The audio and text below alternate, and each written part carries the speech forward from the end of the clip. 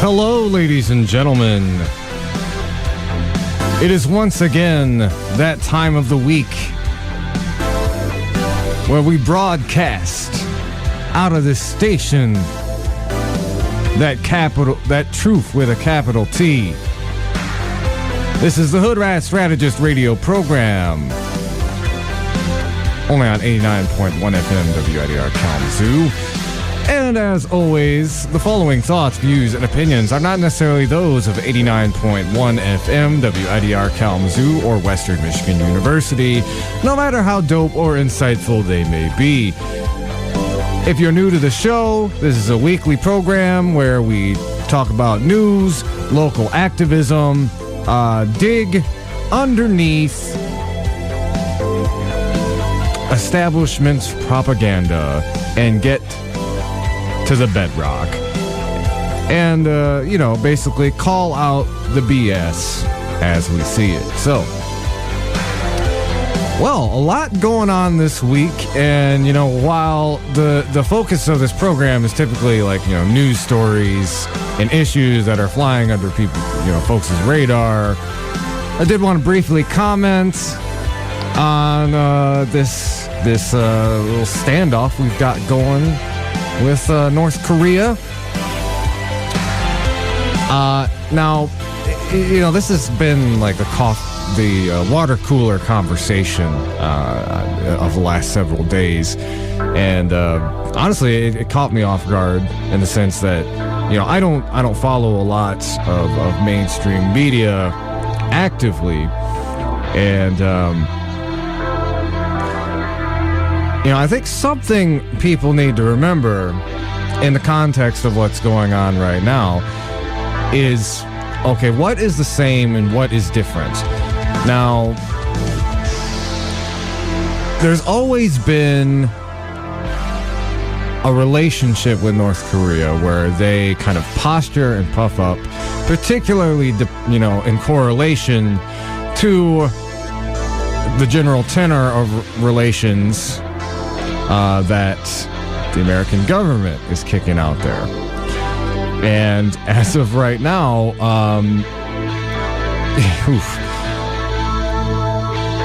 the biggest problem is really the absolutely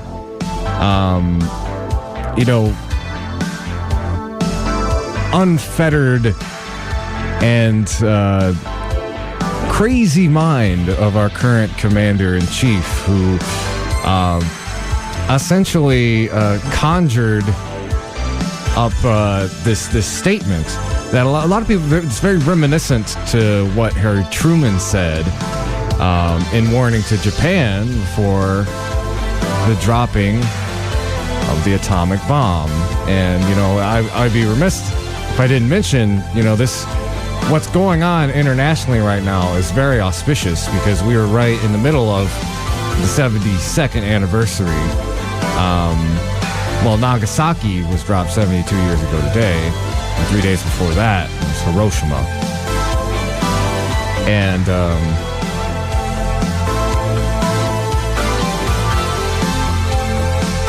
I guess the main point I would like to bring up is, especially in context of Donald Trump's absolutely irresponsible and childish grasp of,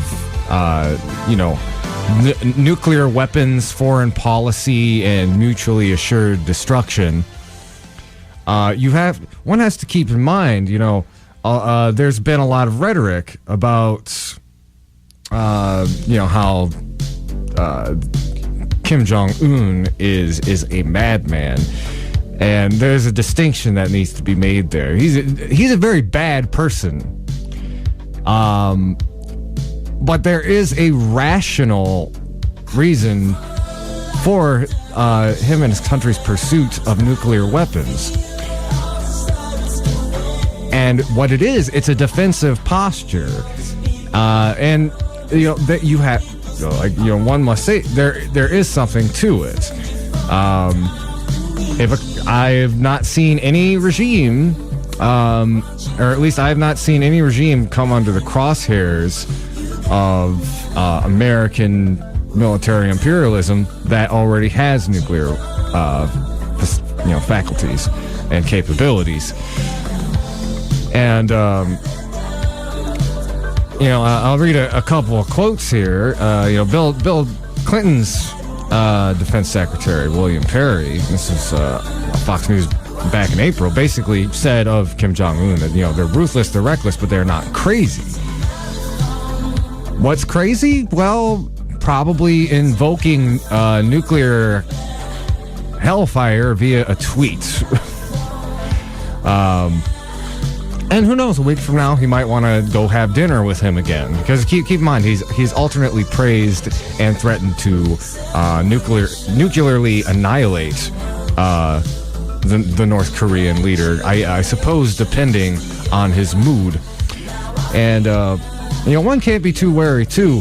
It does fit a pattern of Trump's shock politics. He will do something out there beyond the pale, and all the while, there will be stuff going on behind the scenes people are not necessarily paying enough attention to. That's what I'm looking for myself, because, it seems like the more, when Trump is being particularly outrageous, that means that the Republican Congress or other people in his cabinet are trying to do something particularly egregious. Maybe they need a big orange distraction. But this is certainly dangerous.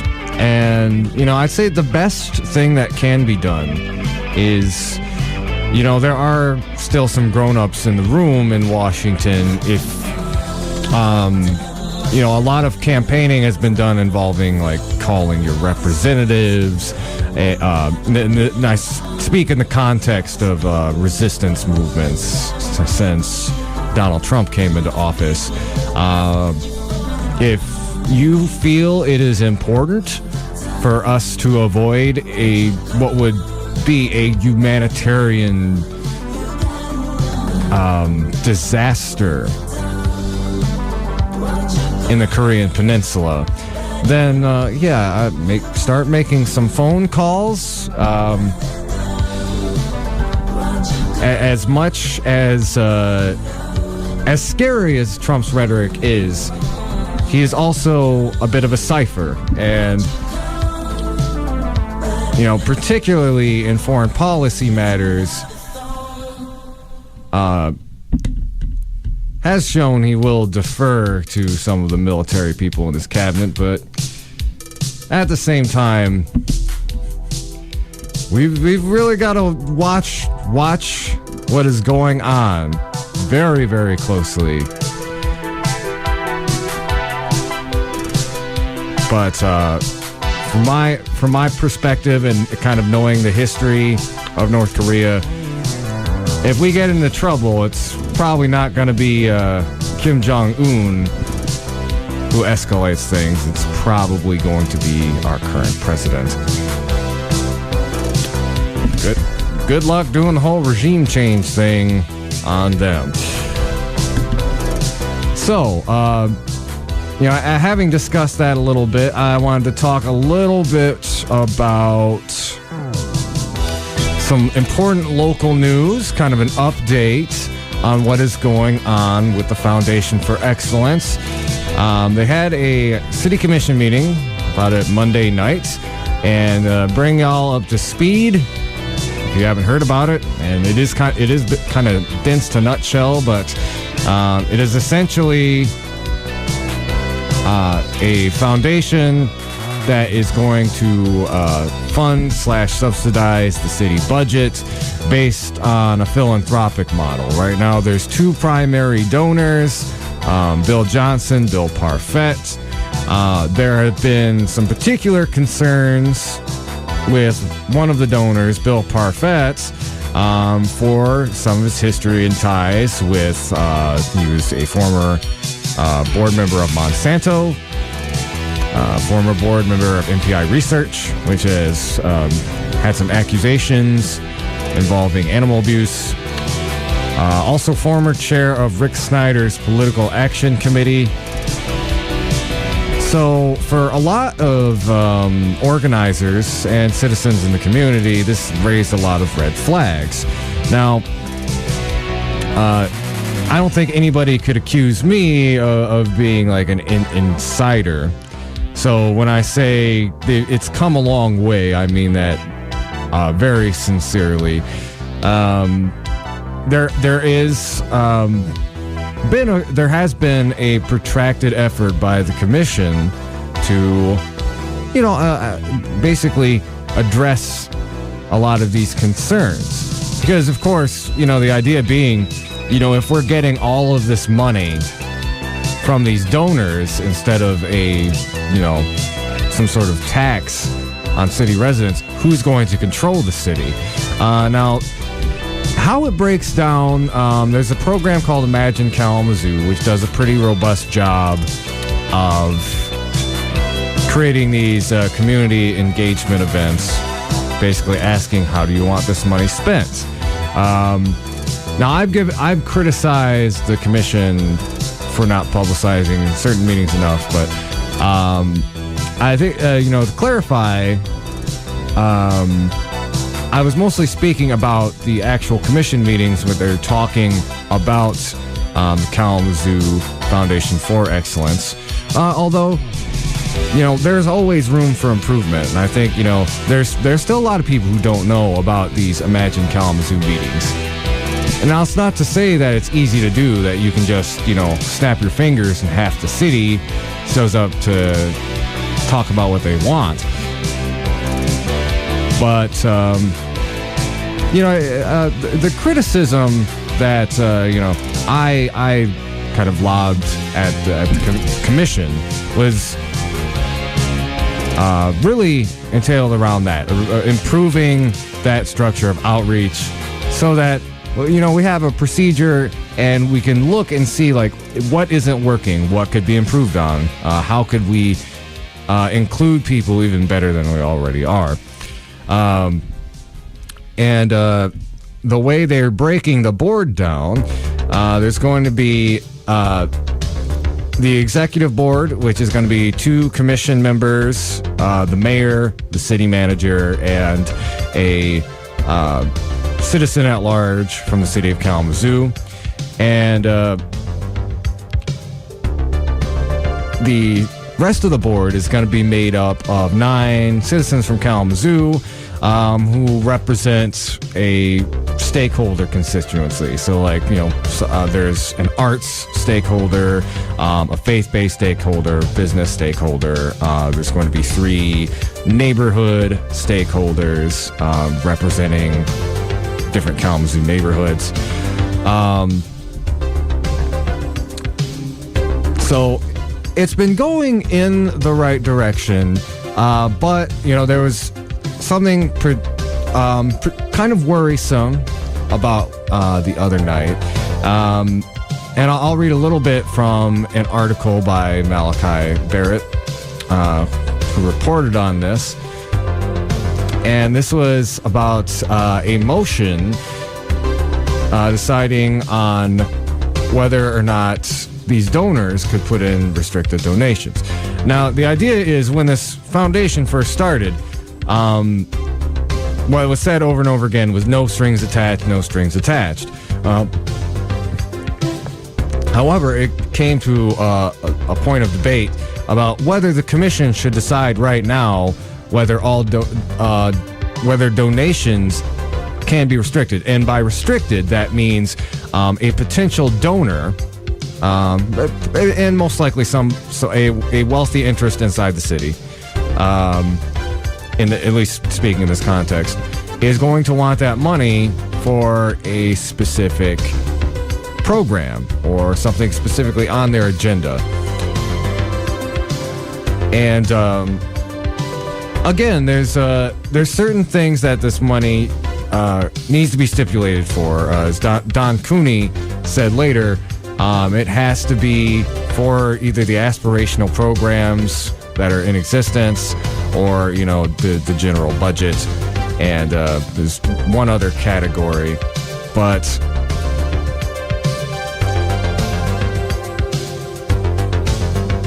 what essentially happened was, and again, this is what kind of gets me about this issue still, is, while I understand the commission has listened to input from citizens with their concerns about, this could lead the potential for this to get exploited and abused by people who want to consolidate their control over the city. It is vast, and it is not an irrational concern, particularly, how many steps removed, like somebody who is affiliated with Rick Snyder, is it from emergency management? And it's compared time and time again to, the Kalamazoo Promise, of which I was actually a recipient. But these are very much apples and oranges. The Kalamazoo Promise,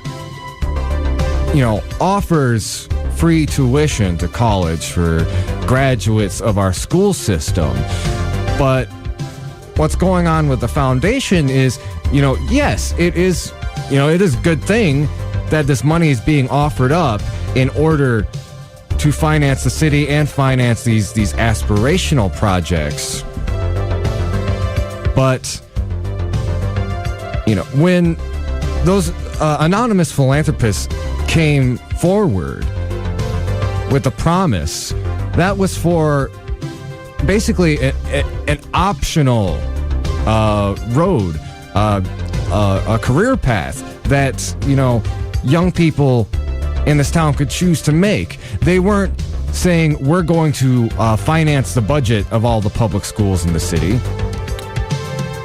We're not going to buy them up. We're not going to create this foundation that precludes some sort of citizen taxation in order to keep the source of funding from being too a singular or just a small pool of large donors. So they voted down this motion to prevent the donors from being able to restrict their gifts. Now, what I've kind of said from the beginning, and even as much as we've offered input on the particular articles and bylaws, and I'm speaking about a local activist group I work with called Kalamazoo for Revolution. What it's ultimately going to boil down to is vigorous citizen oversight. In that sense, I didn't see in those articles or bylaws specific language related to transparency. It's a bit of an unanswered question. I got some anecdotal reassurances from the mayor and a couple of the mayor after the city commission, but really what would make I think citizens most comfortable, or at least the citizens who are really paying such close attention to this, is make sure that's enshrined in writing, right there in the articles, right there in the bylaws, that these disclosures will be public, and if that promise could be made sooner rather than later, that would clear up one of the main sticking points I still have with it. Because as of the meeting back in July, the mayor remarked about a $15,000 donation that he said he didn't know where it came from. And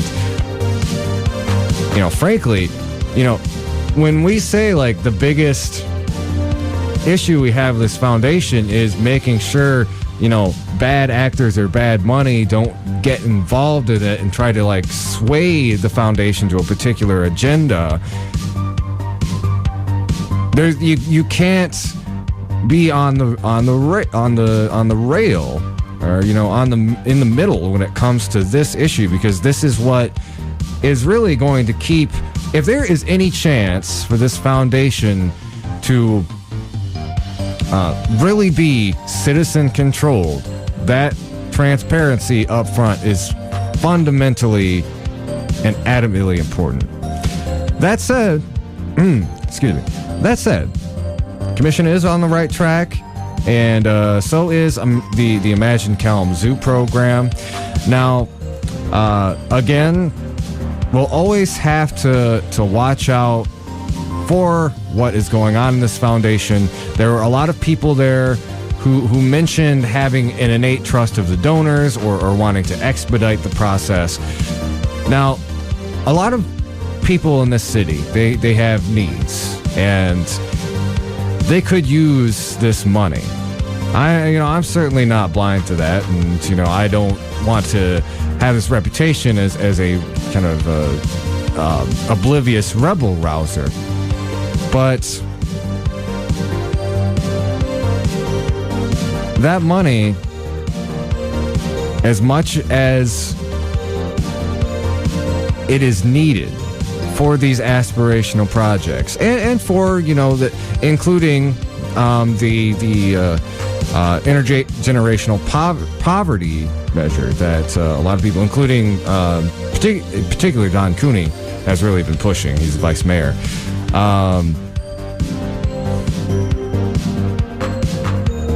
We need to make sure at the outset that it is as ironclad and foolproof as possible, to making sure that is exactly where that money goes. And I don't think it's unreasonable to say, let's put a little bit more time into making sure that if some bad actors do come along, we at least have a written precedent there in the initial articles. But just a few other notes kind of from what was talked about at that meeting, the city commission meeting on Monday. And something that was asked, one of the commissioners, Jack Urban, was curious as to, would the foundation preclude outside contractors from working in the city? Now, in all instances, that might not be feasible to have local contractors, but as somebody at Citizens Comment spoke to this chiefly, and it was really making sure there is a priority on having local workers be part of these projects, at least as much as is possible.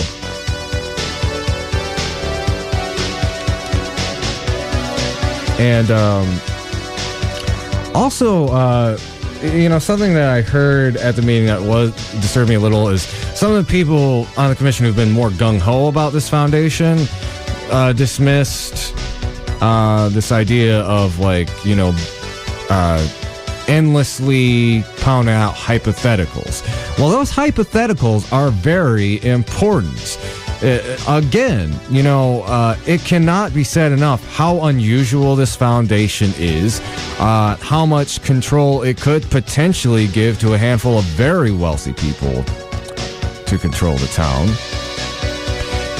And we've got to look at these initial documents that are going to be like the bylaws and the articles of incorporation moving forward, and make sure that as many of those hypotheticals as we could think of that could undermine the stated mission of this foundation, which again is supposed to be citizen controlled and help enrich the city of Kalamazoo to the benefit of the city and to no one individual or individuals disproportionately.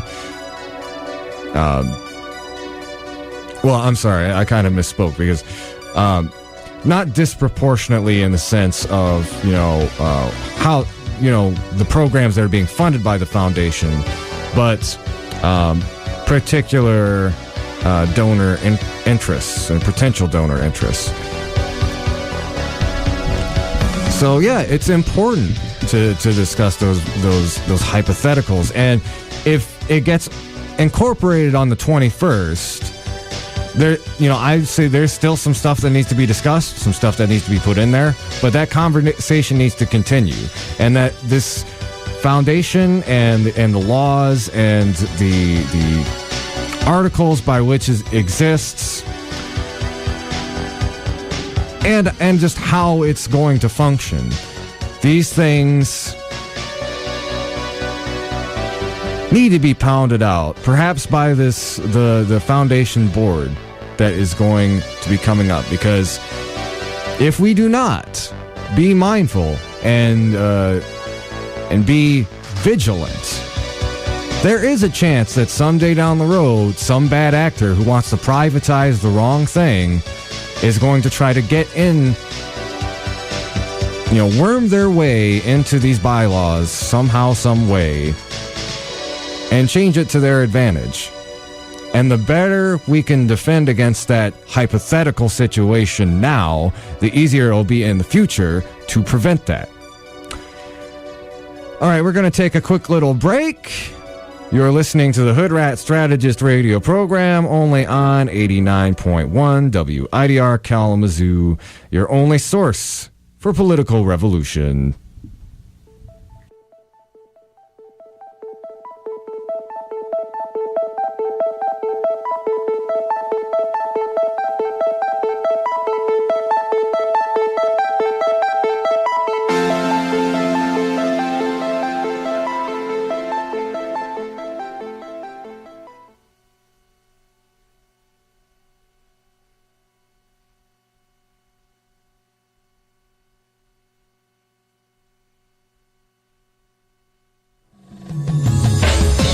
Alvan Humane Society is a non-for-profit, no-kill animal shelter that has been serving Allegan, Van Buren, and surrounding areas for almost 50 years. They are hosting their CARES Fund Drive and are over halfway to their $500,000 goal. Alvan can currently house around 30 dogs and 100 cats. Money raised from the CARES campaign will go to build a new shelter, which will expand this capacity by 20%. Alvan Humane Society has 20 dogs and 40 cats that are microchipped, spayed and neutered, and fully vaccinated, ready for adoption right now. To adopt a pet, donate to the CARES Fund Drive, or find out more, feel free to visit them on the web at www.al-van.org.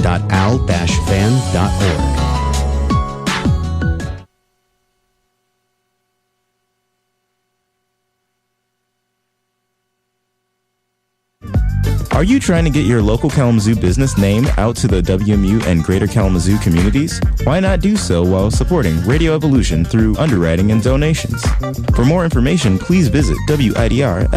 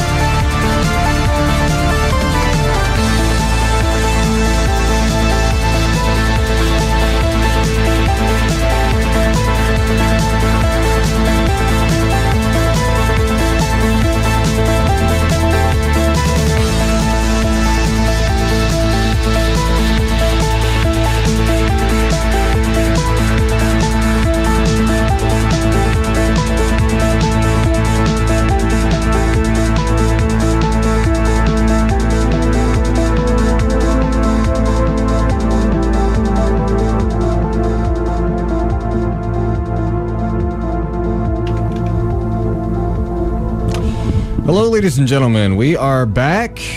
You're listening to the Hoodrat Strategist radio program, only on 89.1 WIDR Kalamazoo. I'm actually being joined now by Jessica Martin. She is a local activist and organizer. You have a laundry list of credentials, I generally tend to think of Jessica as just like, you know, in Pulp Fiction, there's the wall that says bad. Yeah, that's so. She is coming on the program, talk about a big event coming up this weekend, Saturday in Detroit. So, I don't know, Jessica, if you want to introduce yourself and just talk about the event, what it is, we can kind of dive a little deeper into what it's all about. Okay. Well, I'm Jessica Martin, as you said. This is like my third or fourth time on your show, so it's good to be back. Co-organizer for Kalamazoo for Revolution, who Michigan for Revolution and the Young Dems are a part of this and helping organize. It was nice to be reached out for that. Am I allowed to say the title? Yeah, that is FCC friendly. So Okay. Thanks for asking. Though. It's called SLUTwalk of 2017. Consent is mandatory. I'm pretty sure the last bit of that is pretty self-explanatory. Consent is mandatory, and we live in a society today where it doesn't seem like consent is mandatory, and a government that allows that philosophy to continue. It's called rape culture, and it affects all ages, very sadly, from infant to elderly. It's an epidemic, actually. So what this is in response to people like we have in the GOP that feel that people who are raped ask for it. They've literally called survivors sluts, hence the name SLUTwalk. The other part of it is breaking another societal view that when women sleep around, they're sluts, or when they dress a certain way, they're sluts. That's just not the way it is. If a guy can walk down the street shirtless, then why can't a girl walk around in a bikini and not be called something? And it's to also help break the societal standard in our homes. I don't know how familiar you are with this as a white male, but as a young female, that is sadly when I first was touched inappropriately. And we learned different in my house after that girls shouldn't wear shorts when men are around. Girls shouldn't wear tank tops when men are around. And it really teaches the wrong precedent. You shouldn't be doing that in general to a woman or a child, definitely, which it's one of the harder things for me to really talk about, what happened in my childhood. That opens a whole nother light to another problem. It's just like a web that once you start talking about it, you can see what happens. I'm also adopted, and I grew up with foster children that came in and out of our house. And I was first raped when I was 6 years old by a foster sibling. And I was also experiencing abuse from foster siblings growing up, and finally, stories weren't matching up, and CPS got called. And when I was interviewed by CPS, they explained to me why these kids did what they did to me, and because it was done to them by adults, and it was self-projection. And ultimately, they could take me out of that home where my parents weren't aware of what was happening. My adoptive parents had no clue. And they would have been punished. They would have lost their license to foster and to adopt, and all of the kids in the home would have had to go other places, including myself. And I wouldn't have gone back to my biological family. I would have gone into another home, and I was explained that that would be worse than what I was in right now. And that whole scenario screams how wrong things are and why we need this march, why we have to unite and stand up screaming that this is not okay. I get the title that I'm angry a lot. I hear it a lot. And you know what? I and thousands of others are angry. And you don't have the right to tell me and all of them to not be angry, that this is happening. It continues happening. It's getting worse. We have, government that are being caught in bathrooms with little boys and nothing gets done. We have Brock Turner. You want to talk about white male privilege. That's what white males get, is they feel now that they have the right to go out and rape people and sexually assault people. They're considerably higher statistics showing that white males rape more than any other race or sex. So it is to stand up to the patriarchy. It is to stand up to white male privilege. And it's to say enough is enough. This is a sister walk for one that's in that's in Toronto, and one that's in Washington, D.C., and I believe we have one out in California. So... yeah, and this is not the first slut walk. This has actually been a reoccurring march around this issue, but it is the first slut walk where Donald Trump is the president, and I wanted to kind of go a little deeper on what you mentioned with male privilege. Like Brock Turner is a really horrific example of that, where I believe he went to jail for, was it 2 months? Yep.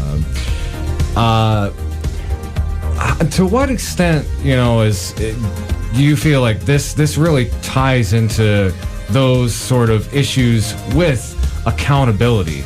And do you feel that, that is, kind of reflective or indicative of, where we're at, broader culturally? You see, like, the president is able to make these horrific comments and is still voted into office, yet at the same time, you will see that behaviors from people in the opposition, and they kind of ignore it. So I know I kind of tied a lot of concepts together there, but I'm sure there's a question in there somewhere. I'm sure there is. Yeah. Well, the prime example of the opposition to Trump, I'm assuming that's what you're meaning the Democratic Party? Yeah. Okay, I'll be flat out and say it. Both sides do it. One's just more vocal and out there about it, and that would be people like our president. And other people that are a part of the GOP. They're just blatantly, ignorantly out there with their disgusting views. And then there's people that hide it and try to act like they're better and take money from people who are known sexual predators. We want to shed light on the Excellence Foundation and why I care so much about it. Bill Parfett, I don't care what our officials here say to me, a survivor, what that man is being charged with and looking at right now. I will flat out say it. He's looking at rape. He's been gaslighting a woman. He won't take credit for, 2 of the children that have tested positive to being his child. That's a prime example of rich white male entitlement in the opposition from our current government.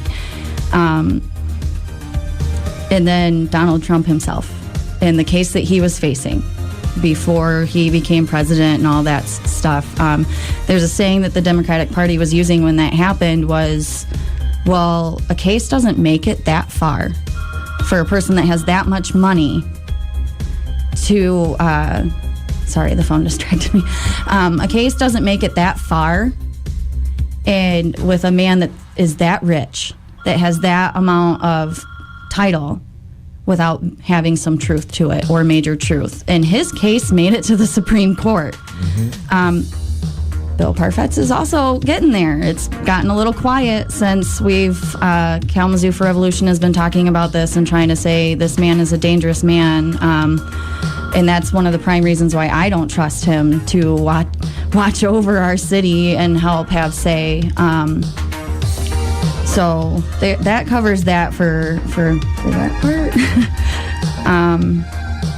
And I think that's it. I don't know, I got a little lost. Well, I would also ask. So some people hear the name like SLUTwalk, and it kind of they're a bit taken aback.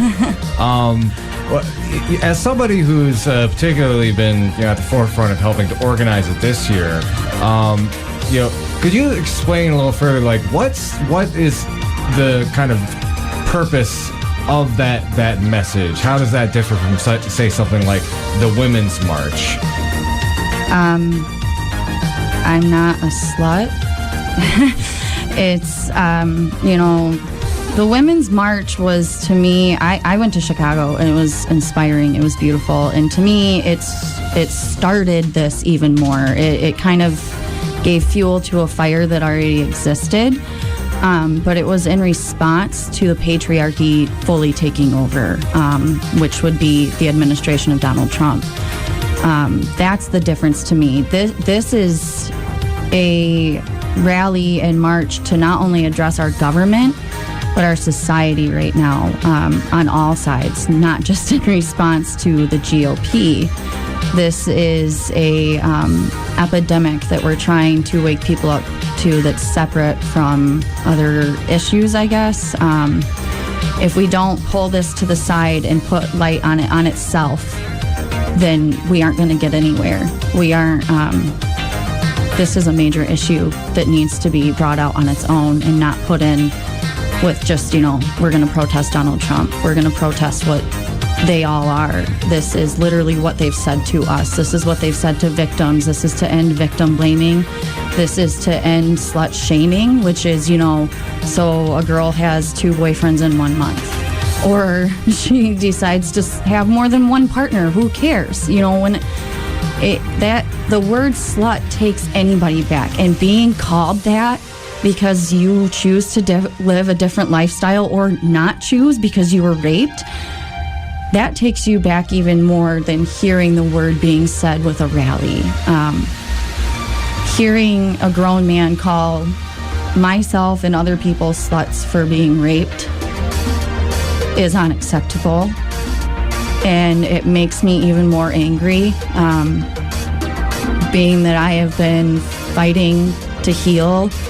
And this was just kind of like another blow to the wounds, and it's terrifying. We have so many groups that are going to be affected by who's in office right now, and by laws getting even more lax than they already were. It's hard enough to get a PPO today.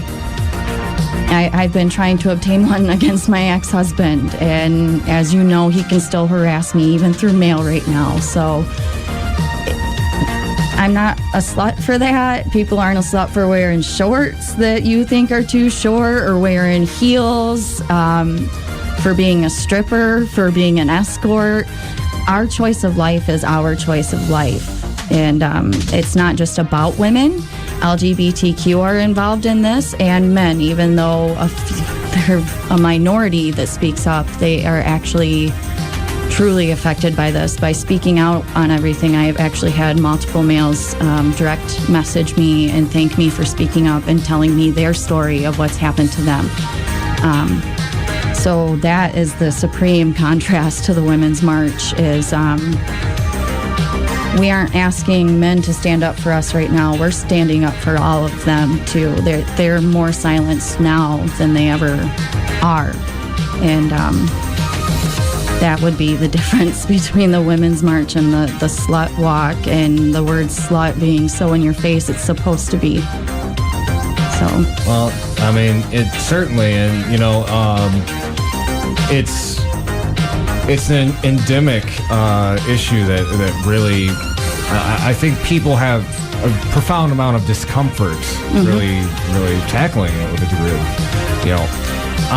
honesty and accountability. So, for somebody who said, like, why do you need to protest rape culture? Maybe somebody's coming at it. It's like, well, aren't we already like legally protected from this sort of behavior? And you talked about the difficulty of getting a PPO, and this is something that I've heard time and time again from a lot of my female friends here in the city and all over the country.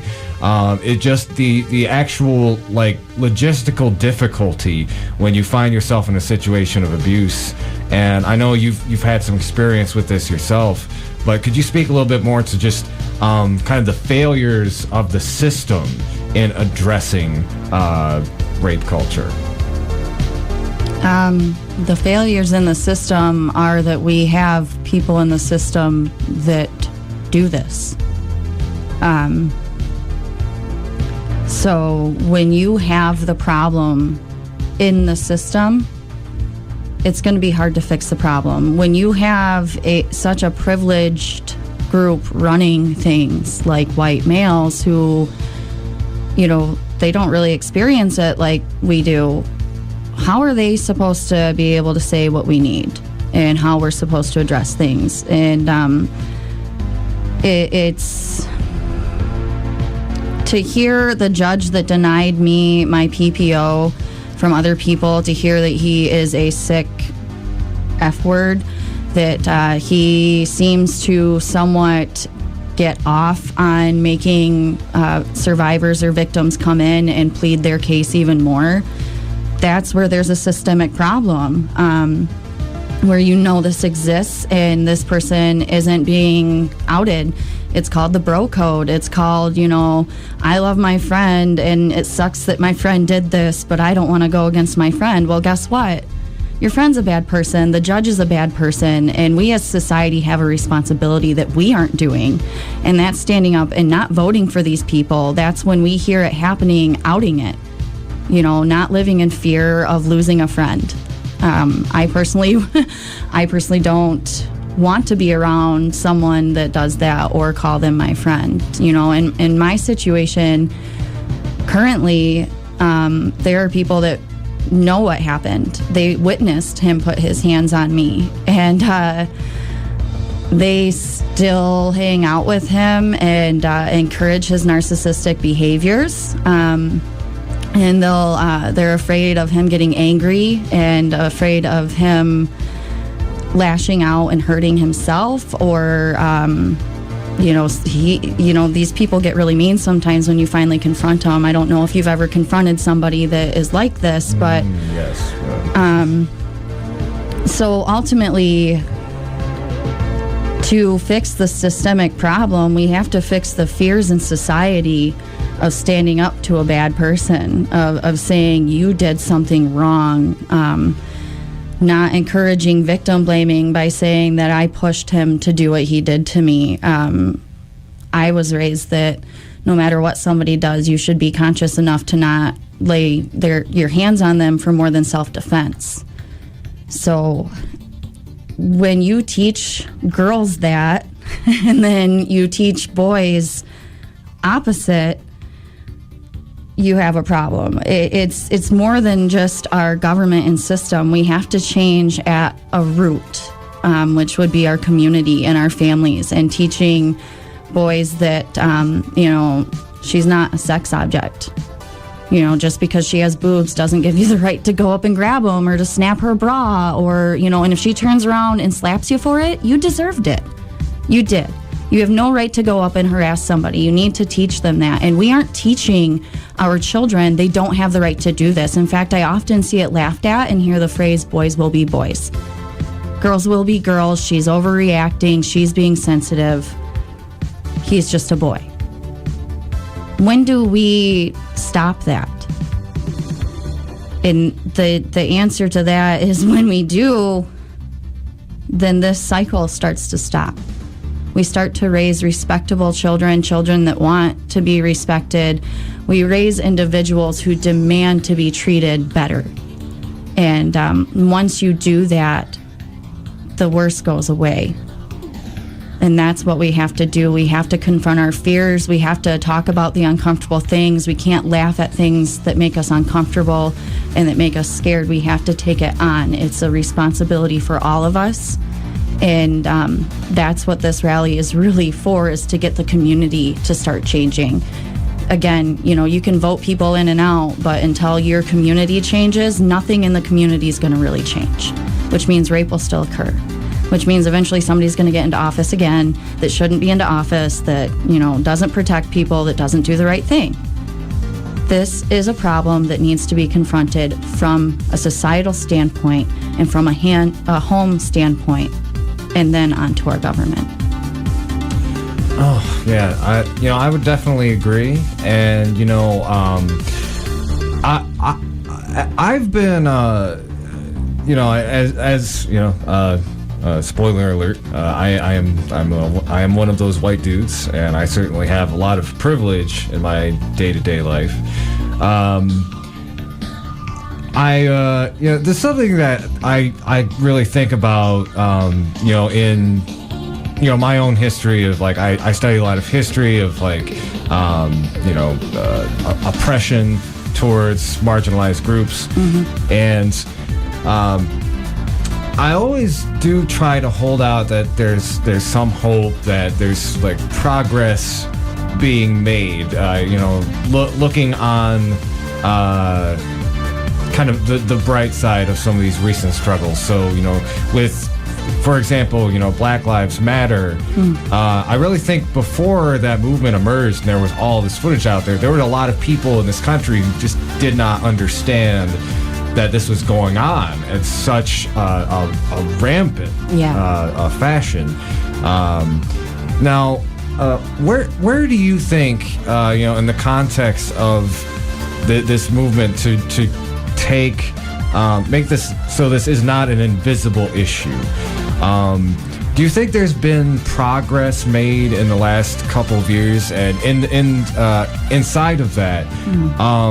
Where have you gotten frustrated with, particularly male allies who have stumbled or basically hindered progress on this? I'm very outspoken, so I think some of my guy friends, when they get around me, just get very quiet because they're at that point of nervousness, like I am with other minorities myself, of I don't know what to say. I recently was having a Facebook discussion with somebody, and, they were worried that they've said something that has hurt me or offended me. I was like, well, I'd let you know. So there are things... like I said, I try not to surround myself with people that rub me the wrong way or bring negativity, that don't really stand for what they say they do. So once that happens, I start to distance myself from those people if they don't start listening. It's hurtful when you tell somebody your story and they just turn around and say, yeah, but... It's like, there's no but to me being harassed or me being raped or this happening to myself or other people. That context, that way of thought needs to stop. And I think that's why people are quiet around me. The well, actually type of folks. I being a part of YDM and Michigan for Revolution, I've actually had to go talk to groups about this, about working with known sexual predators. It was kind of disgusting, the responses that were in that room, and now one of the groups I've gone and talked to is dissolved because they can't agree on it. There's a guy that donates a decent amount of money to the local Democratic Party on that side of the state, and he did something to your friend and mine that was extremely wrong. And because he had money, they wanted to still let him come to the group and not her. And I that right there is just like a prime example of, she's known these people almost her whole life. And I've had the same case where I got really drunk and to the point where I was spinning, I couldn't really speak. And who I thought was my best guy friend took me from the couch and raped me. And the next day we went and told the police officers, some of whom I had grown up with, and I was told that I shouldn't have been around him drinking that much. That it's my word against his, that we were all intoxicated, even though I had other people that said, yes, I heard her say no.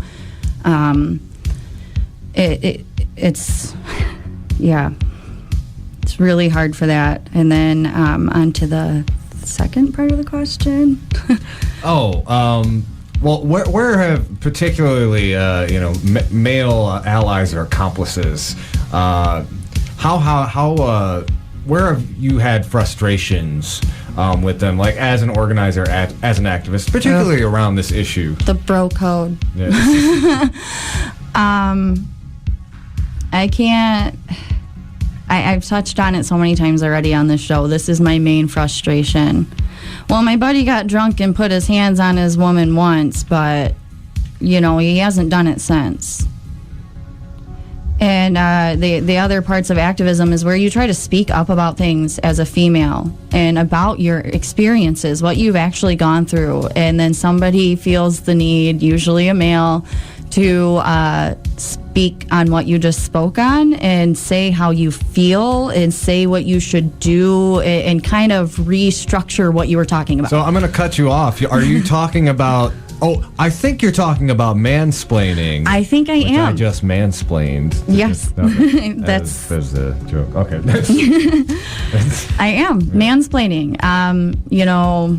Going up to someone who has done something successfully for a long time and you're kind of a newcomer to it and going up to her and telling her how to do it, even though she's been successful. And you know that she's been successful, but you want to come in and throw your weight into the ring and be like, look at me, I'm big, I know what I'm doing. You want to be noticed. And that's just beyond aggravating. That's not a part of the movement. That is sexism, whether you like it or not.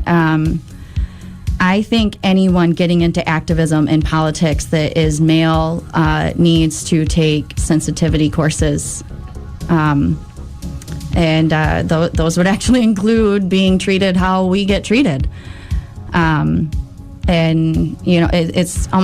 It's similar to doing a cultural or racial sensitivity course. Because there's been so many times where I've gotten into this and somebody's cut me off and started speaking for me and saying, well, what I think you mean is, no, what I mean is what I mean. So that's my biggest frustration as far as not only being female, but a survivor. It gets hard to speak up. I'm doing this show. I'm shaking right now. I'm terrified about going to speak in front of all these people at this about my experiences. And again, it's because I know I'm going to tick some people off that are in my life. Like I know I have through this show. And ultimately, it's because my voice wasn't heard before so many times. I'm terrified I'm going to speak up and somebody's going to go take my story and put it into their own words.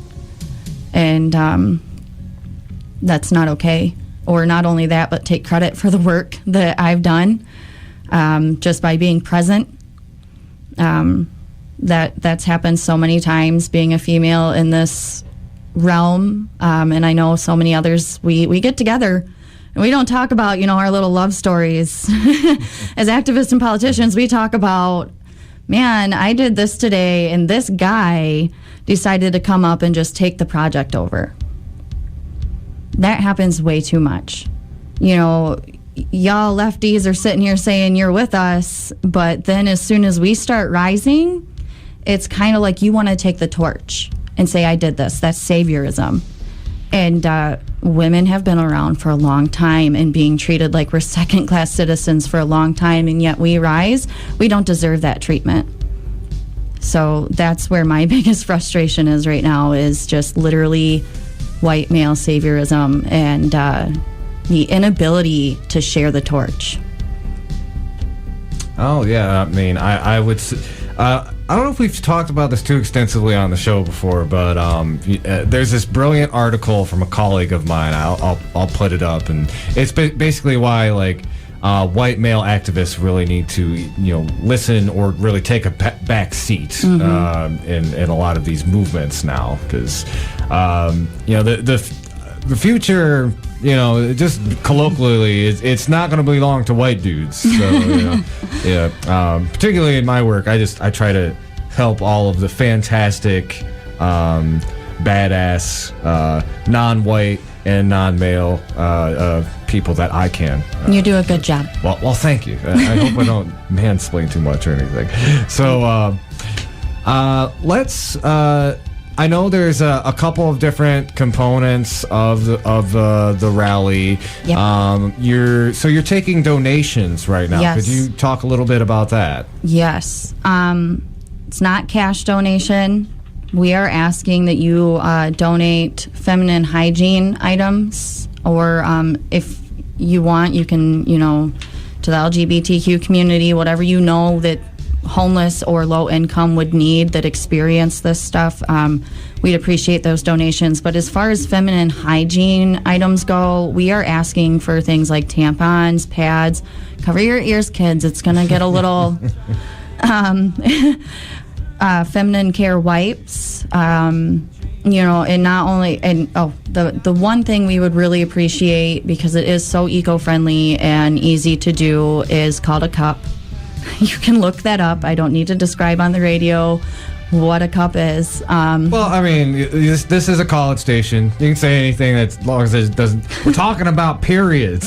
Yeah, we're talking about the womanly cycle, which, I've been conditioned, even with what I do, to be careful. Don't be afraid to tell it like it is. So it's a vaginal cup that you use during your period, and they have disposable ones, which are not so eco-friendly.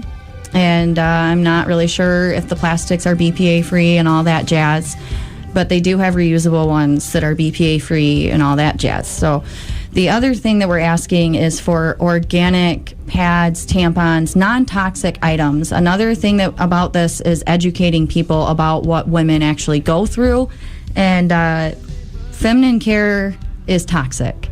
Bleached cotton, metal, it just shouldn't be going in these things, let alone in your body, in your vaginal area, and it increases odds of cancer, blah, blah, blah, blah, blah. There's a long history of, particularly predominantly male scientists ignoring, health effects of the women's products they create. But what were we talking about earlier? Men making things for women, why? So we are asking you to find organic ones, which the best brand I could suggest would be 7th Generation. They sell them at Earth Fare, Meijer. I really push Meijer. They are, local. So this brand is a earth-friendly, organic brand, and we believe as activists and as human beings that we all deserve top quality care, that you shouldn't have to be rich to get organic products. And thankfully, 7th Generation agrees with that. And they're actually about $1 cheaper than the leading toxic brands. So, wow, you mean I can be less destructive to the environment and save money? Yeah. Oh my goodness. No. You just don't get all those fancy, colors and scents that you really shouldn't be putting in your body anyways. Yeah.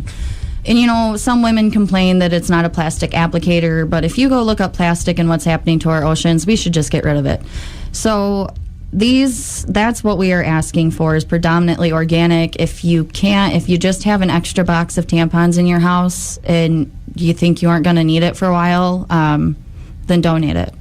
The other thing that we would like is, menopause doesn't get talked about so much. I'm right about 30, and that's coming into mind with every hot flash. So every woman experiences that, even the homeless women. So if we can just start donating, get a hold of me via Facebook through Jessica Martin, or through my email at jjmartin1387@gmail.com.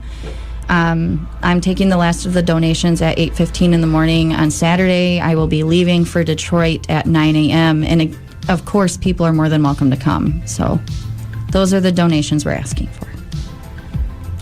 All right. And could you tell the folks at home kind of the when and the where and the what? Yep. Let me get sorry, my phone closed. So it's this Saturday at 1 o'clock. It's going to be at Palmer Park. That's 19021 Woodward Avenue, Detroit, Michigan. And it's going until 4. We're going to have a lot of speakers, including myself. I'm trying to find the rest. We're going to have Gretchen there. Abdul's going to be there. We have so many wonderful speakers that are going to be there. Michigan for Revolution is a huge organizer of this group. Nicole Vasher, she's one of our co-organizers. She's going to be speaking there. We're going to have a little burlesque show for you to come watch.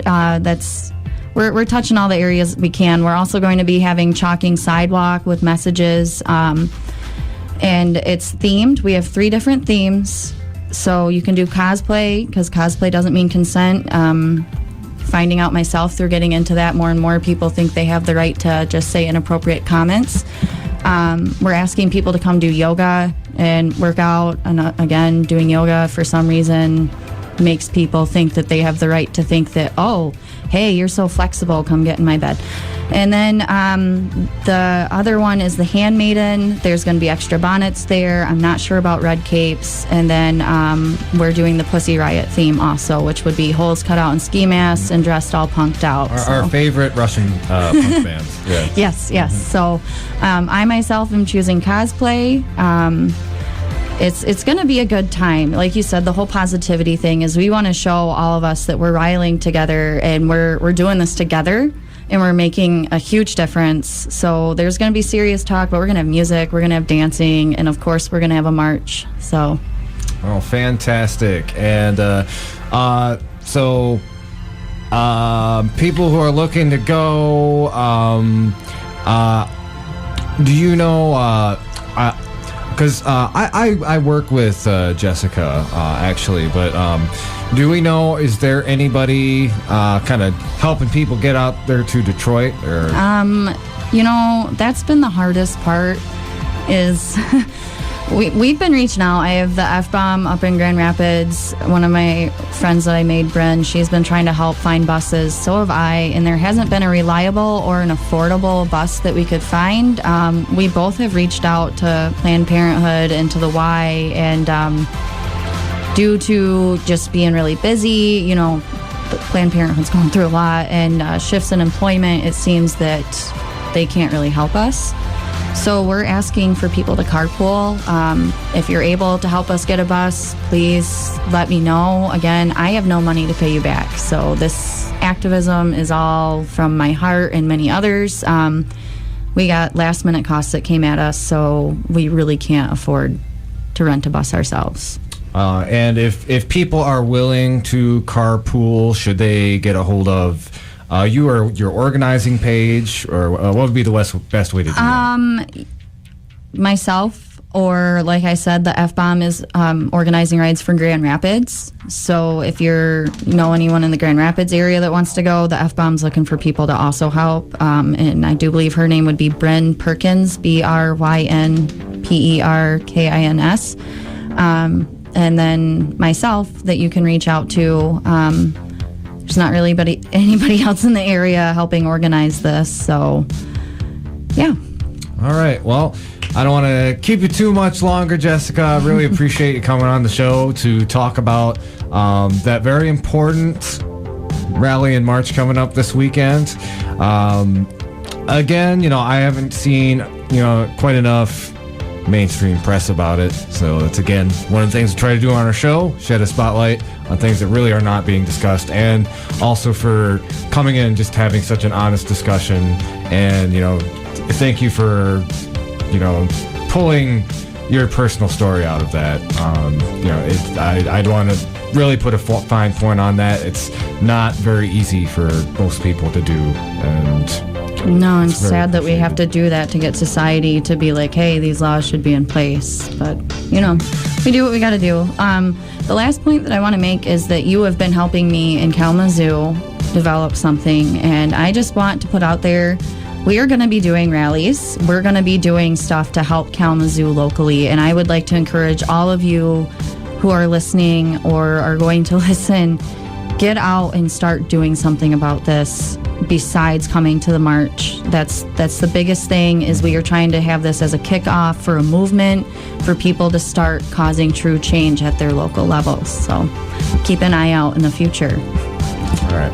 Well, thank you, Jessica. We're going to take a quick little break. In a few minutes, we may be joined by another local activist to talk about Immigration and Customs Enforcement.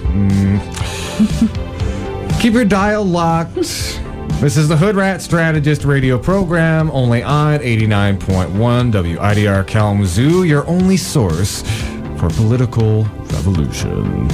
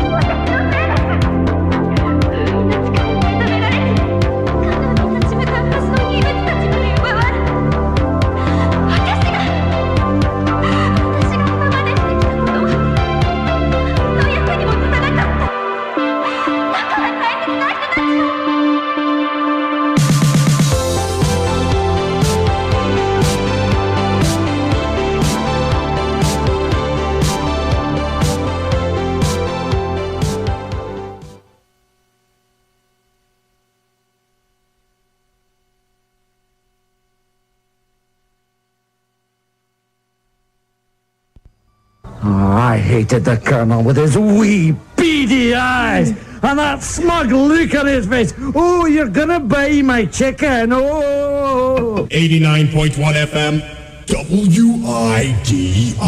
Dad, how can you hate the Colonel? Because he puts an addictive chemical in his chicken that makes you crave it fortnightly, smartass. Kalamazoo. WIDR is proud to be supported by Pedal Bicycle. Pedal Bicycle has 2 locations on 611 West Michigan Ave and 185 Romans Road. More information can be found at pedalbicycle.com.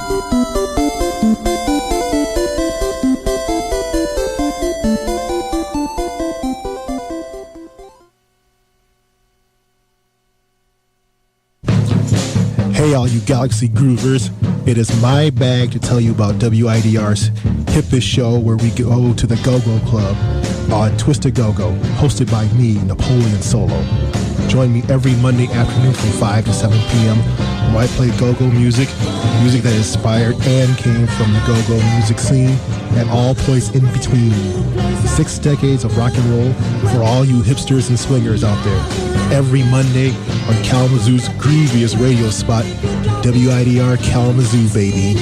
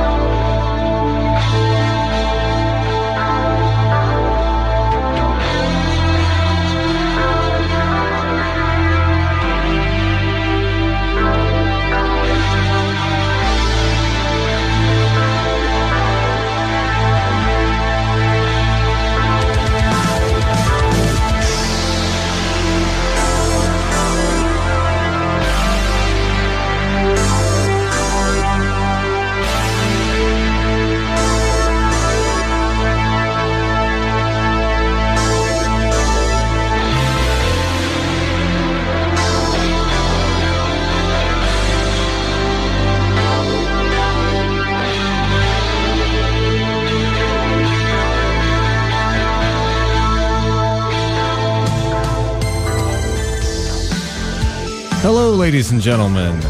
This is the Hoodrat Strategist radio program, only on 89.1 WIDR Kalamazoo.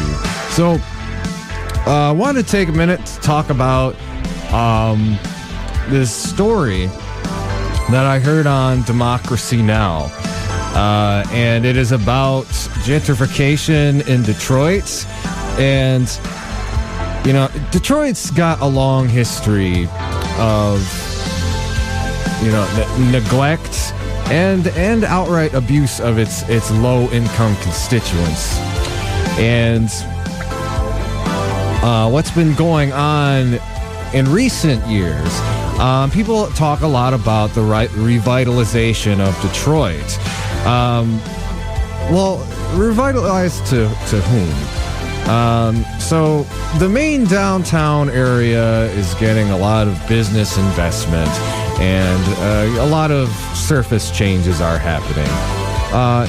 And, you know, that's not outwardly detrimental, but as with so many cities across the country, why is not the first priority, you know, the low-income residents, the poor, you know, people who are struggling to get by, but who, for all intents and purposes, are truly the lifeblood of the community, you know, particularly for the citizens of Detroit. And there's a personal story I want to read from that really exemplifies this. But, you know, the people in Detroit, who the working class folks who have struggled through every economic downturn and have still held on and are part of that community in Detroit, they deserve respect and they deserve help to stay as a vital, functioning member of that community. And as a recent study exposed, there's some really unfortunate and skeezy practices going on related to some of their tax laws. So to give you a little bit of context with this, and this is from the study that they're quoting, is that 1 in 4 Detroit properties have been subject to property tax foreclosure between 2011 and 2015. And many of those foreclosures may have actually violated our state's constitution. And they had an expert on, Bernadette Atuhene, and I'm going to read a little bit from her interview. And she said that there's 3 main findings. That no property should be assessed at more than 50% of its market value. And because of that, they found that in the city of Detroit, about 55 to 85% of properties were being assessed in violation of the Michigan Constitution. And that facilitated those, you know, extraneous foreclosures that have been going on. And local activists there have compared it to a stormless Katrina. That, you know, it's particularly like black folks in Detroit are really being economically targeted with these foreclosures.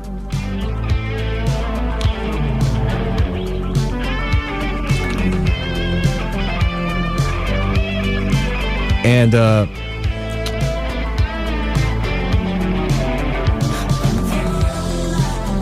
third thing is, and this was probably the most alarming and disgusting thing to me. In Detroit, there is this program called, it's a poverty tax exemption. And, you know, Detroit has very substantial poverty. You know, 40% of the residents of Detroit, they fall below the federal poverty line. And in Detroit, you're not supposed to have to pay property taxes if you fall below that federal poverty line. But this is like one of those things where they don't tell you that. That's something that you need to know. City of Detroit was found that they didn't properly advertise that this property tax exemption actually exists. And she also cites that there were a lot of unnecessary barriers, bureaucracy, and lack of information put out there, where that effectively obstructed people's ability to apply for that exemption. So essentially, these residents, they were illegally assessed. They were unable to pay the inflated taxes that they shouldn't have had to pay in the first place. Oh, I'm sorry. They were unable to pay inflated taxes or taxes they weren't even supposed to be paying in the first place. And, I want to read from, they took a bit of audio. This fellow named Joseph Bates, who is an old school Detroiter. Like the home of his that was foreclosed on was bought in 1907. So, a lot of, civic-minded, folks, apolitically, people are supposed to, have this kind of admirable posture in their mind towards legacy residents like that. People whose blood and history is in the city. And here's what happened to Joseph Bates. See, he says he had diabetes for a couple of decades. He didn't know about it because he didn't have any health care coverage. That goes back to other systemic issues of being poor. And it ended up inhibiting him from being able to work as much. And talks about how a specific company bought his home with mortgaging, and they said he said they were there to clean out the yard. I had no idea what was going on. They told me they had owned the house for years. I said there's no way they could have done that because the taxes were coming in my name, and everything. And so they came 2 weeks later, and they came with 4 people to throw me out. They said they wanted to. They told him to go to a homeless shelter.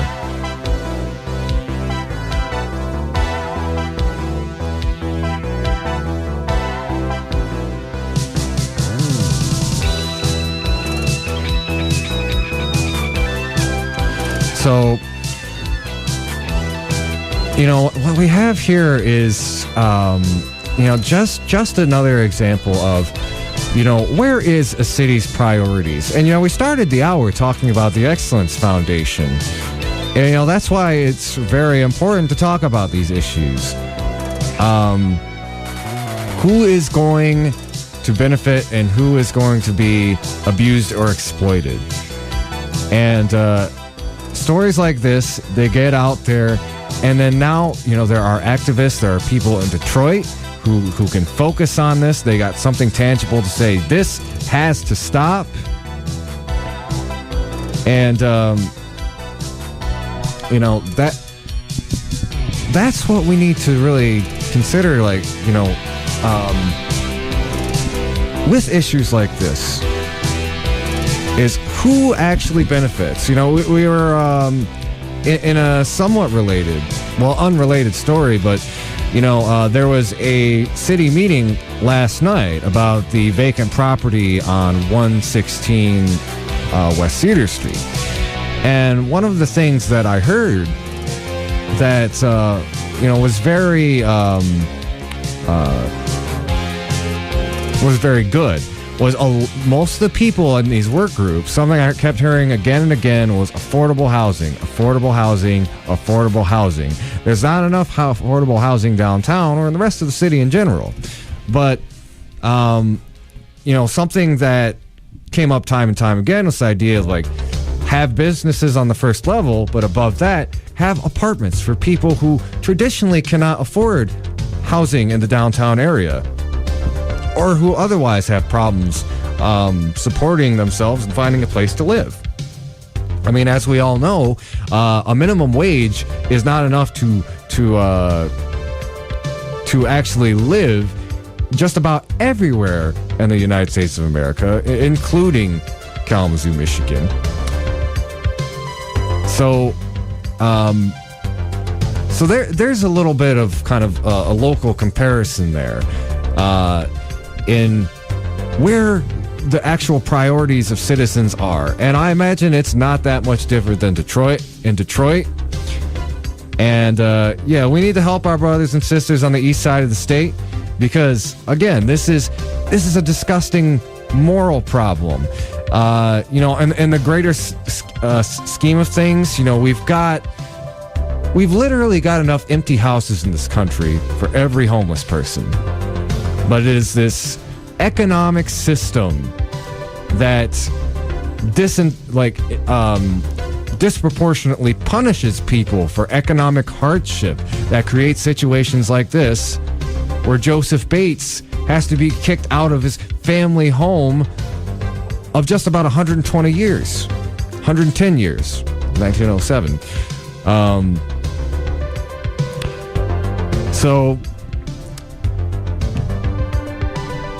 Again, that was just something very important I wanted to talk about coming out of Detroit. And again, kind of, putting in that local context. And if you're more interested in that particular issue, the city should still be taking comments on it. So again, it's about the vacant property on 116 West Cedar Street. And again, a lot of it was focused on how do we help people who need employment? How do we help people who have a hard time affording housing? Some of the best suggestions I heard too were like looking to employ people within the building in whatever businesses are happening on the main floor. So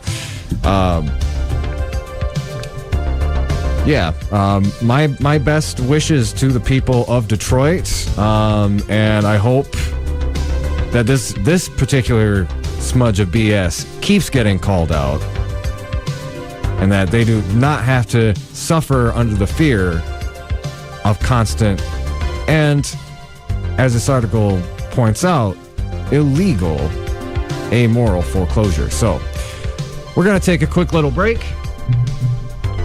When we come back, we're going to be joined by a guest and talk a little bit about recent immigration raids here in West Michigan. You're listening to the Hoodrat Strategist radio program, only on 89.1 WIDR Kalamazoo, your only source for political revolution.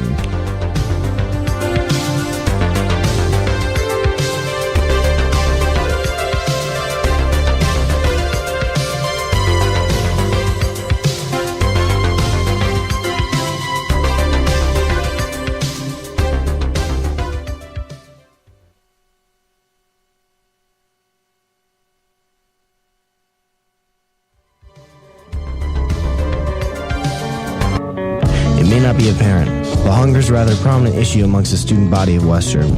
The Invisible Need Project is a multifaceted initiative that's aimed to help struggling students. Every 2 weeks, generous people donate their food to the pantry located in their Fawn Student Service buildings or other drop-off locations. All you need to do is grab a reusable bag and grab whatever food you need to help sustain yourself. If anyone's unsure when their next meal will be, or if you have a little extra food you'd be willing to donate, the food pantry is your place. If you're looking to help donate, become a volunteer, or just learn more, call 269-387-4742 or email dosa-inp@wmich.edu for details.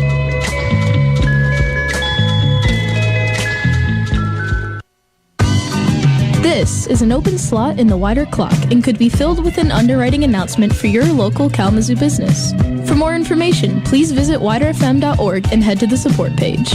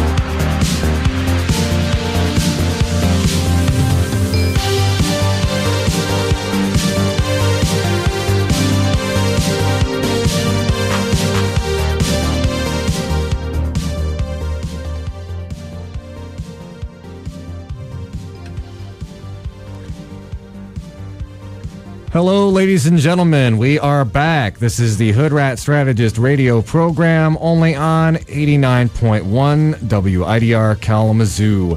Now we want to focus up on a local issue here on the program. This is from an MLive article. ICE arrests feed immigrants fears in West Michigan. This is published on August 4th. Talks about there were about 33 foreign-born immigrants living in the West Michigan area last week who were picked up and arrested by Immigration and Customs Enforcement. Now, we're joined here via telephone call with Nelly Fuentes, who is a totally dank ass organizer here in the city of Kalamazoo around immigration issues. So, Nelly, would you please introduce yourself and tell folks kind of what you do here in the community? Thank you very much for that introduction, Andy. I appreciate it. Yes, absolutely. My name is Nelly Fuentes, and I do work around the community, organizing mainly around immigration issues. I recently were the ones who won the county ID vote. I'm very, very excited about that. But just trying to organize folks around the community for immigration issues. Okay, great. And so, this is something, you and I have had a lot of conversations about since, basically Trump got into office. So with, this may be one of the bigger raids, we've seen over the summer. And just to contextualize it a little bit, could you explain to the folks listening, like, kind of why, ICE activity is particularly, more intense and has a kind of fear-inducing effect in the community you work with? Absolutely. Well, I want to make sure to be clear, ICE raids have been happening for a long time. This is not something new. ICE raids, have not been, just a new thing. They've been happening since Obama. Actually, Obama, has been named the deporter in chief. He deported a lot of people. The difference that we see with Trump is that whereas in the Obama era, raids or ICE pickups were a little bit more in disguise. They would come in the middle of the night and they would take families and very, very shush, not as advertised. Whereas Trump, in the Trump era, he just does not care. They're picking up people left and right. They're picking up people at courts. They're picking up people in broad daylight. So again, this is not something new. What is happening, though, it's, that fear effect. When it was more quiet, I think that the community felt, this false sense of security a little bit more than now that the raids are out there and in the open, in broad daylight, and they're, picking up people left and right when they go to court, when they when they go drop off their children, as we've seen, in national news. So the community now is, the false sense of security in the community is stinging out, and the community is very afraid. Those 33 pickups that ICE did Southwest Michigan happened mainly in Grand Rapids, and the unfortunate thing is that so they look for people who have prior quote unquote record. Mind you, this could be just about anything. It could be a DUI in 1987. It could be just minor offenses, just as driving without a driver's license. And people are driving without a driver's license not by choice, but because undocumented immigrants are not able to obtain driver's licenses in the state of Michigan. So, people need to go to work. People need to go on their daily lives since people drive without a driver's license. So all these, minor offenses are being looked at as, major offenses, and people who have these quote-unquote records are being picked up by ICE. The unfortunate thing is that when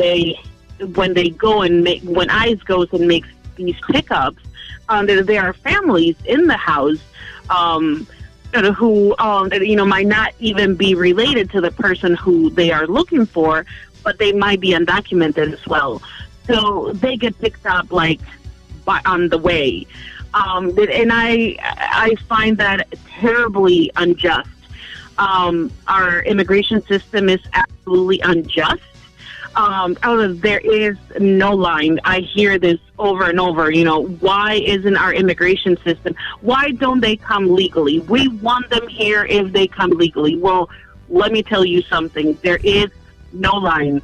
The legal way to come to the United States is absolutely ridiculous. For brothers and sisters, for a brother to apply for a sister for citizenship takes decades to complete. So most of the undocumented immigrants that we see, in the country, and I dare to say, especially in Michigan, they are economic refugees. The policies that U.S. has put on, and I'm focusing on Latin America. Mind you, there are undocumented immigrants from all over the world, but particularly in Latin America. The U.S. policies that have been placed there are terribly unjust and, filled with land grabs and with, the NAFTA trade left Mexico and in particular Mexico and central Mexico, devastated. And so the influx of undocumented immigrants that we see are economic refugees. They don't come here because they want to risk their lives coming here or because they want free stuff like we hear all the time. They come here because there is no other choice. No other choice. And I am sure that if anybody were to put in that position, in that situation, I am sure anybody would do the exact same thing that undocumented immigrants do, which is risk their lives in order to protect their children and give their children a better life, something to eat. I'm sorry I went on a rant. I hope that answered your question. That's quite all right. We tend to go on a lot of those here at the Hoodrat Strategist radio program. So I did want to kind of follow up on some of your thoughts. So, we've discussed, particularly looking at it from a local context. I know earlier in the year, there was a sense from community members, both outside of the immigrant and Hispanic community, and a lot of folks who are part of that community too, that Kalamazoo is this somehow innately progressive area where we're in some sort of not necessarily a sanctuary city, but a cocoon from say the harsher things going on nationally, what's going on in Texas with CB4. Sure. But to what extent do you, what's been the community reaction to these recent arrests? And do you think is there that sense of urgency now? And just how has the community been reacting? Is it fear, solidarity, a little of both? Sure, absolutely. Definitely fear. A lot of solidarity with the family for the family of the affected individuals who were picked up by ICE in Grand Rapids. I personally know of one of them who is very dear to me, and So this has created a lot of fear in the community. Granted, Kalamazoo, I think that, you know, we all know Kalamazoo is quote unquote a progressive city. That just like you said, you know, it's not Austin, Texas. It's you know, it's not down south. But at the same time, that ICE policies are federal policies, and they can be enacted, you know, anywhere, regardless of where you are in the country. You know, regardless if the sheriff of that county is pro or against immigration. You know, the policies are going to be enforced. They have priority over any law enforcement, any local law enforcement. So I have seen, I guess, in Kalamazoo, somewhat of positive changes in the community, meaning, you know, people are wanting to get more information, wanting to start planning, you know, for in case of ICE. You know, they're asking a lot more questions, and overall, just a more informed community, which comes, you know, out of fear of this might happen to me, this might happen to my family. Not necessarily, it doesn't necessarily come from a place of, you know, let's be prepared because this may not ever happen. So, you know, I've heard of a couple people who have just decided not to stay in Kalamazoo anymore, and they are planning on going back to their original countries. And I just want to point out I want to point out a very important issue about that. You know, I've been reading a lot about the impact of this immigration or anti-immigration rhetoric that has been going on in our country. And you know, it is preventing people from coming in, specifically to Michigan. Crops are rotting. You know, farmers are having a really hard time finding help. Not that undocumented immigrants only work in farms, but, you know, farms mainly employ undocumented immigrants. So, you know, there's a huge economic impact, and there will be a huge economic impact because of this rhetoric. We're already seeing you know, the effects of that. We're seeing effects in California. We're seeing effects in Michigan, right here, you know, in Paw. So it's for families to start thinking, okay, I'm going to pick up my stuff and go back or go somewhere else. It's a very frightening.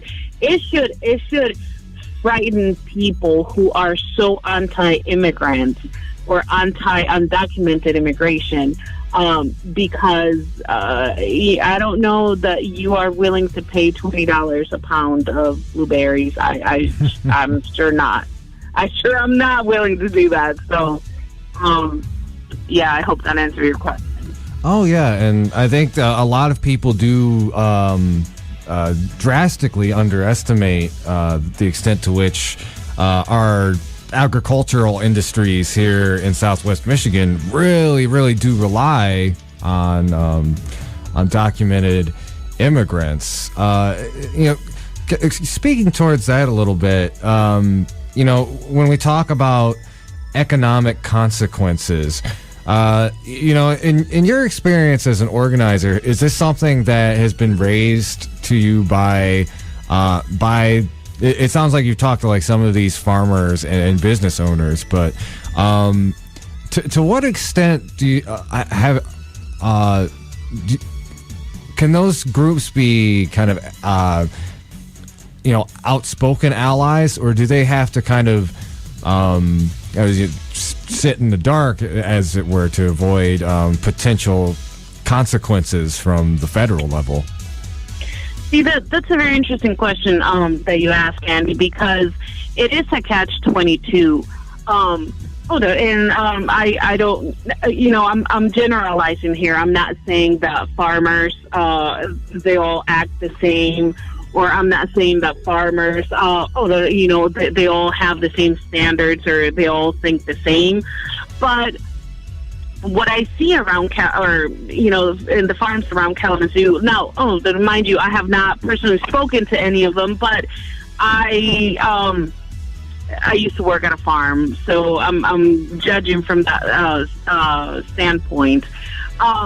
They know the economic impact that not having undocumented immigration or not having undocumented workers that in their fields, they know what the impact is. But on the other hand, they refuse to vote or refuse to really support progressive policies that contain immigration reforms. I think that when it comes to that, in our political arena, it's almost like either you take the right or you take the left. You can't sort of pick and choose the issues that you want to work on, which is really sad because farmers, they don't necessarily agree with a lot of progressive ideals, but they do want immigration reform. They do want some sort of path for workers to be able to work in their lands. And not to be afraid, not to, all the migrant workers coming from Florida, and then they stop in Georgia, and then they come to Michigan, for all those workers to actually be able to make it safely here, to work on their fields. So that I've noticed, a lot of posts like on at the Mexican store and Mexican restaurants, that, hey, we're looking for people to work on such season, we're looking for blueberry pickers, we're looking for et cetera, et cetera. So I know that the need is there. I know that we haven't gotten as many workers as we usually do, as many migrant workers coming from Georgia as we usually do. Blueberry season's almost over. We're going to move into grape season, and we'll see how that goes around here. All right, and I guess I want to leave with a question specifically geared to what, and I guess I'll make the kind of split this into two frames. So, one, what can people do to help the allies and accomplices who, feel, a need to do something on this issue, and also just the community in which this directly affects. How would you think, as a organizer, they should mobilize and react to something like these recent ICE raids? Sure, absolutely. There is a lot to do. There is a lot of work to do in order for for the community to feel safe, and in order to help the community.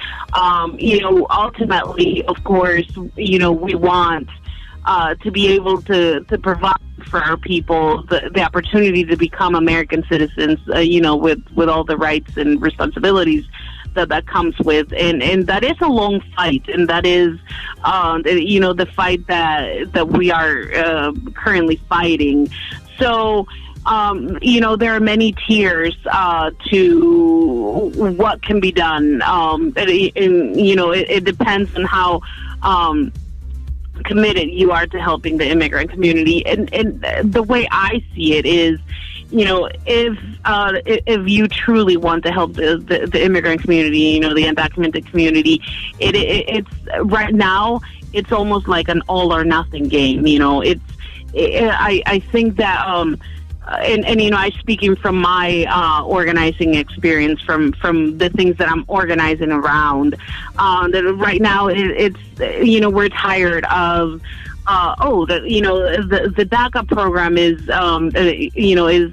in shambles, and they might take away DACA from students, and they want to do this. Like, no, that we don't want people to decide for us who is worthy to stay and who is not. undocumented immigrants, should be able to stay with the full rights of just as anyone else, because immigrants work just as hard as anyone else. And if somebody disagrees with that, please send them to me, and I'll be more than happy to put them in a farm, for a couple days. Hey, for a couple hours. So, what I'm currently working on is it's a movement. It's called the Cosecha movement, and it is a movement that that is trying to gain permanent protection, dignity, and respect for all immigrants. So we will have an informational meeting coming up on August 19th, and it's going to be at 11 o'clock a.m. At the First Congregational Church in downtown Kalamazoo. I call it Nathan's Church. I know that's not what it's called. So we will have an informational meeting there. I think that, again, there's a lot of things that can be done. But to me right now, the way I see it and the way I see the community is like either we're all in for all of it or nothing at all. We are tired of being, promised. That we've been promised immigration reform since, I don't know, since the early 90s. Oh yes, there will be an immigration reform. Oh yes, this is going to happen. And people before me have been fighting for crumbs from the system, and we're not doing that anymore. It's, the immigrant community is tired. We're all tired of being treated in a way that it's inhumane, and undocumented immigrants are not valued as human beings, and we need to make sure that people know that we are human beings, documented or undocumented, and that we want to gain respect and dignity, and of course permanent protection for all immigrants. All right. Well, thank you so much, Nelly, for coming on the show to talk about this. If people want to learn more, get involved. Cosecha. Is there a chapter here in Kalamazoo? Yep. There is a chapter here in Kalamazoo. We're actually starting it from the ground up here in Kalamazoo. You can visit our Facebook page. It's COSECHA KZOO, and you'll find us there. Movimiento Cosecha KZOO is actually the name, but you can look us up by Cosecha KZOO. It's a great movement, and we're hoping and looking forward to permanent protection for everyone. All right. Well, thank you so much, Nelly. And I want to thank everybody for listening to the Hoodrat Strategist radio program.